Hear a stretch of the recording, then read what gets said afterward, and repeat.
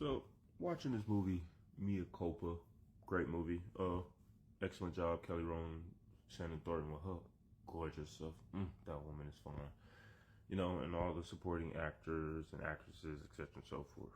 But there's one thing I want to talk about when it comes to like the beginning of this movie or the scenario of this movie. For one, I think it's very weird how devoted some of you dudes are to y'all mamas, like y'all dating them, so to speak. I don't know why my hat bent like this. I gotta figure out how to fix that.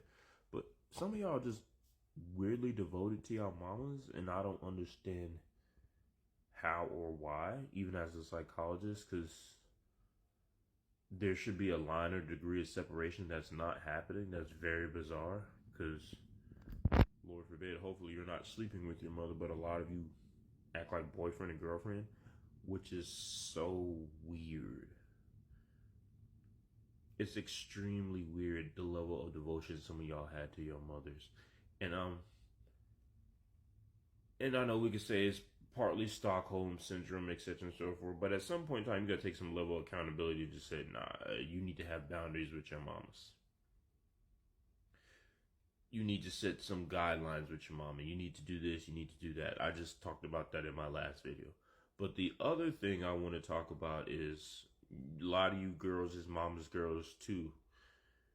You had mamas that messed up your credit, emotionally abusive, financially abusive, slept with boyfriends, lied on you, got you locked up, etc., etc., etc. And y'all still have this weird ass level of devotion to your mothers that is bizarre.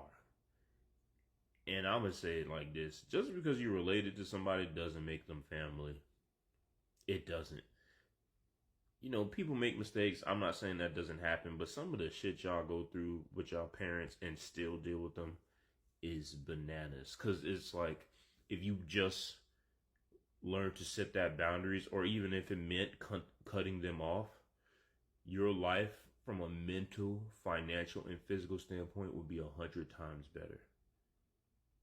And I do mean like 100 times better.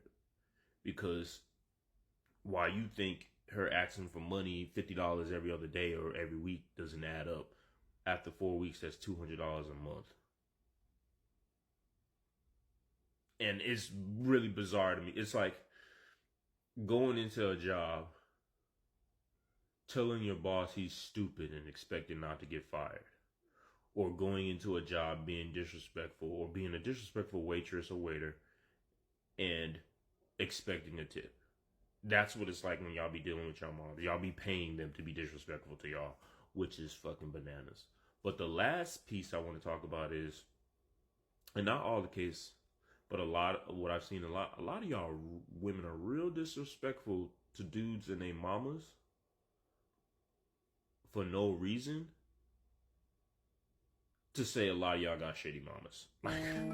Like unhingedly shitty mamas. And a lot of y'all are really disrespectful towards dudes about their mamas or their past traumas or childhood or things that happened. And in a lot of cases, the shit y'all gone through with y'all mamas would be 100 times worse than what the dude, 1,000 times worse than what a dude has gone through with his parents. Like 1,000 times worse. At least how y'all describe it or define it. So I'm going to say this. For those of you who have terrible relationships with your parents and they're using you, cut them off. And for those of you who have those terrible relationships with parents and like to talk shit about other people and whatnot, don't throw stones when you live in a glass house.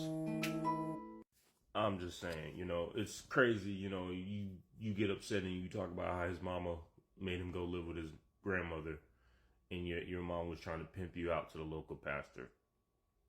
And I've seen situations like this on multiple occasions. It's crazy to talk about how his daddy was never around and your daddy was never around too. And when he was slapping your mama around.